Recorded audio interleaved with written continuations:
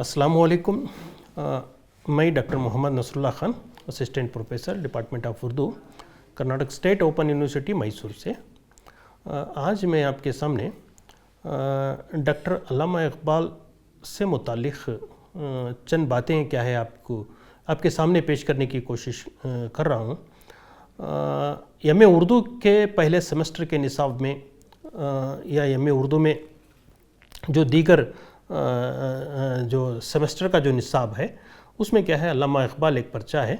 वैसे भी तो तारीख़ अदब उर्दू में अल्लामा इकबाल क्या है वो दौर जो 1857 से और 1947 का जो दौर है, उस दौर में क्या है अल्लामा इकबाल एक अहम, न सिर्फ़ एक बड़े शायर बल्कि एक अहम शायर के तौर पर सामने आते हैं।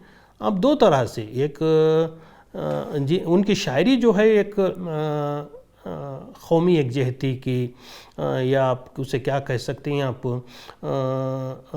देश से मोहब्बत का दर्स देती हुई, या हिंदुस्तान की या हिंदुस्तान के जो मुख्तलिफ जो यहाँ के अनासिर हैं, यहाँ के पहाड़ हैं, यहाँ के रेगिस्तान हैं, यहाँ के जंगलात हैं, यहाँ की फ़िज़ा है, हवा है, तहज़ीब है, तमद्दुन है, और उसके साथ साथ बहुत सारी चीज़ें हैं जिसकी क्या है उसकी तारीफ़ और तौसीफ़ में क्या है अल्लामा इकबाल बड़े अच्छे और प्यारे अशआर कहते हैं। मैं अल्लामा इकबाल से मुताल्लिक़ चंद बातें आपके सामने पेश कर रहा हूँ कि अल्लामा इकबाल 19वीं सदी के वो शायर, या 19वीं सदी अब जो क्या है वो 20वीं सदी का वो दौर है जिसमें क्या है हम देख सकते हैं कि सारी दुनिया में जो है वो एक तरह से इनकलाबात बरपा थे।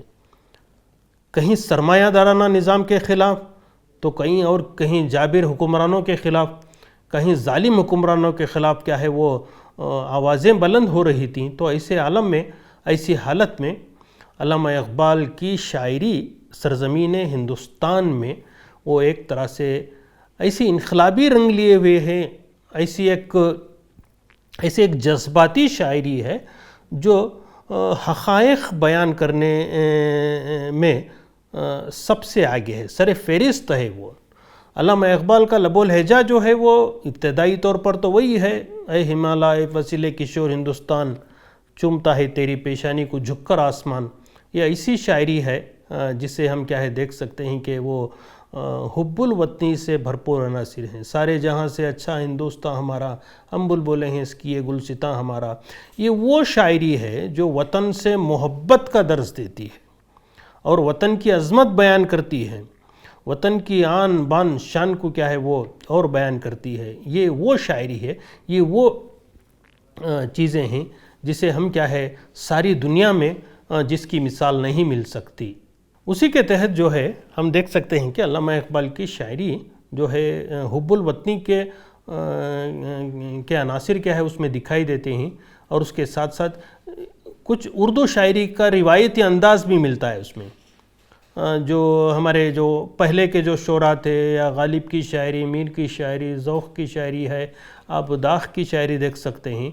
कुछ रंग क्या है उसमें दिखाई देता है, लेकिन अल्लामा इकबाल एक अलग पहचान उर्दू में बनाने में कामयाब रहे, और वो जो है उनकी जो शायरी है वो एक पैगामी शायरी है, वो एक पैगाम गो शायर हैं। वो कौम को एक पैगाम देना चाह रहे हैं। आप उनको दो तरह से भी देख सकते हैं, एक उनकी आपकी हुब्बुल वतनी से भरपूर शायरी है, या जो उस दौर के जो हालात थे, वाक़यात थे, मामलात थे, ये बहुत सारी चीज़ें ऐसी थीं जो क्या है सारी दुनिया में क्या है वो इनकलाबात बरपा थे, और लोगों का इस्तेसाल हो रहा था, गरीबों की ज़िंदगी मुश्किलों से दो चार थी, मज़दूरों की हालत तो बद से बदतर थी। ऐसी सूरत में अंग्रेज़ों की जबर तसल्लुत ने क्या है वो सारी दुनिया में एक तरह से जुल्म का एक दौरा कर छोड़ा था। ऐसी सूरत में एक तब्दीली की आहट सुनाई दे रही थी। एक अनकरीब ही अब सरमायादाराना निज़ाम क्या है ख़त्म होगा, ये जुल्म और सितम की जो जंजीरें हैं वो टूटने वाली हैं। इसलिए कि अल्लामा इकबाल ख़ुद पहचान गए थे कि अब ये जुल्म का दौर क्या है कोई ज़्यादा दिन रहने वाला नहीं है। اس لیے کہ اب انسان کیا ہے جاگ گیا ہے، اب انسان کیا ہے اپنی حق کی باتیں کرنے لگا ہے، اپنے حقوق کی باتیں کرنے لگا ہے، علم جو ہے وہ ایک طرح سے عام ہونا شروع ہو گیا ہے، جس کی وجہ سے کیا ہے اب لوگ کیا ہے اپنے حقوق کے لیے کھڑے ہوں گے۔ یہ سماجی حقوق بھی ہیں، جو انسانی حقوق بھی ہیں، تعلیمی ہیں، ہر ایک اپنے اپنے فیلڈ میں کیا ہے وہ سوال پوچھنے لگا ہے۔ تو ظاہر بات ہے کہ انگریزوں کا تسلط بھی وہ کیا ہے کمزور سے کمزور ہونے لگا تھا۔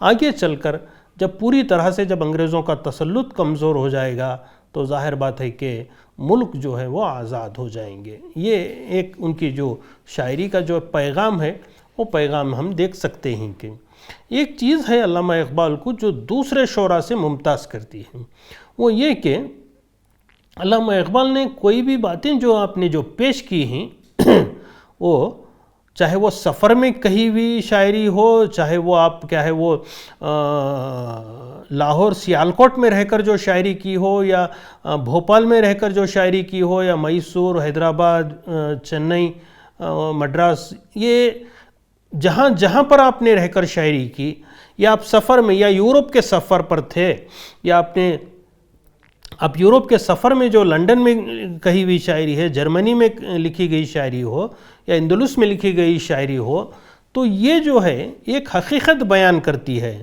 علامہ اقبال اردو کے پہلے بین الاقوامی شاعر ہیں۔ اس سے پہلے آپ کو شاعری تو ملے گی، کلاسیکل شاعری ملے گی، آپ کو شاعری کے موضوعات بھی ملیں گے، مگر بین الاقوامی معاملات پر، بین الاقوامی امور پر کوئی شاعر اردو کا علامہ اقبال سے پہلے تو کوئی نہیں لکھا جاتا۔ اس لیے کہ اور علامہ اقبال نے کوئی سیالکوٹ یا لاہور میں بیٹھ کر بین الاقوامی باتیں نہیں کی، اس لیے کہ وہ تو علاقے تو ہندوستان کے ہی تھے، وہ آزادی سے قبل تو وہ ہندوستان ہی تھا وہ۔ لیکن یہ جو ہے آپ نے جو شاعری کی ہے، وہ شاعری جو ہے وہ خود آپ نے جو سفر کیا تھا، یہ تعلیم کے لیے ہو یا آپ کے بعد کے جو آپ کی زندگی تھی، یہ تمام چیزیں کیا ہے آپ اپنی آنکھوں سے اس کا مشاہدہ کیا تھا۔ جو زندگی کو جو ایک طرح سے کیا کہتے ہیں کہ وہ موازنہ کر رہے تھے، ہندوستان میں کیا ہے، یورپ میں کیا ہے، اور وہاں کے لوگوں کی زندگیوں کو دیکھ رہے تھے، ان کی تعلیم اور ان کے تمدن کو دیکھ رہے تھے، اور وہاں کیا چیز کی کمی ہے اور یہاں کیا چیز کی کمی ہے۔ تو ظاہر بات ہے کہ بہت ساری چیزیں جو ہندوستان میں تھی وہ وہاں نہیں تھی، جو وہاں تھی وہ یہاں نہیں تھی۔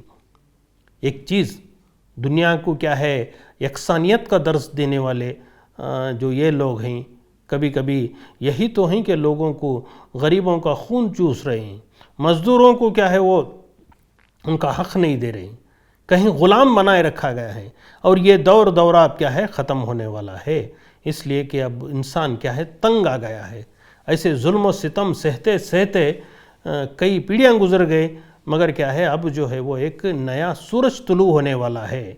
یہ جو ہے علامہ اقبال کی شاعری کا پیغام تھا، اور وہ جو ہے جس کے ذریعے کیا ہے علامہ اقبال نے جو دوسروں کو کیا ہے اس سرزمین میں رہنے والے لوگوں کو یا دنیا کو جو پیغام دیا ہے، وہ یہ پیغام کہ کیا ہے اب برابری کا حق ہونا چاہیے، انصاف ہونی چاہیے، یہ آقا اور غلام کا تصور ختم ہونا چاہیے۔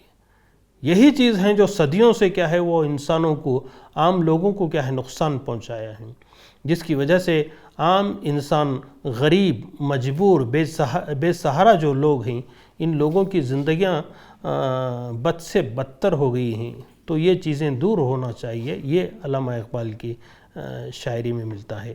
آپ کے جو اردو کے جو مجمع کلام ہیں، بانگ درا ہو، بال جبریل ہو، ضرب کلیم ہو، ارمغان حجاز ہو، اس میں یہی باتیں ہیں۔ بعد میں آگے چل کر آپ کی شاعری کے عنصر کیا ہے بدل جاتے ہیں، آپ کیا ہے ذرا اسلامی شاعری کی طرف کیا ہے آپ زیادہ کیا ہے آپ توجہ دیتے ہیں، اور آپ کی شاعری کیا ہے ایک طرح سے کیا ہے ادوار کے طور پر بھی کیا ہے آپ کی شاعری کو ہم پڑھ سکتے ہیں۔ یہ پرٹیکولر کیا ہے جو ابتدائی دور ہے، وہ دور میں علامہ اقبال کی شاعری کے موضوعات الگ تھے، جو سفر میں جو شاعری کی وہ الگ تھے اور سفر سے جب واپس آئے تو وہ بھی موضوعات الگ تھے. تو ظاہر بات ہے کہ وقت کے ساتھ ساتھ علامہ اقبال کے ذہن کا بھی ارتقاء ہونے لگا. ان کا ذہن بھی تبدیل ہوتا گیا، جس کی وجہ سے ان کی سوچ، ان کے نظریات اور ان کی فکر میں بہت ساری تبدیلیاں آ گئیں، اور یہی تبدیلیاں ان کی شاعری میں دکھائی دیتی ہیں. ہم انشاءاللہ آگے جو کلاسز ہوں گے، آگے جو ریکارڈنگ ہوگی، انشاءاللہ انہی کی کلاسز کو، انہی کے ادوار کو سامنے رکھ کر کیا ہے کلاسز کرائے جائیں گے. یہ ابتدائیہ ہے. انشاءاللہ اس کے بعد جو کلاسز ہوں گے اس میں پرٹیکولر ان کی شعری خصوصیات کو سامنے رکھ کر کی جائیں گے. بہت شکریہ. السلام علیکم.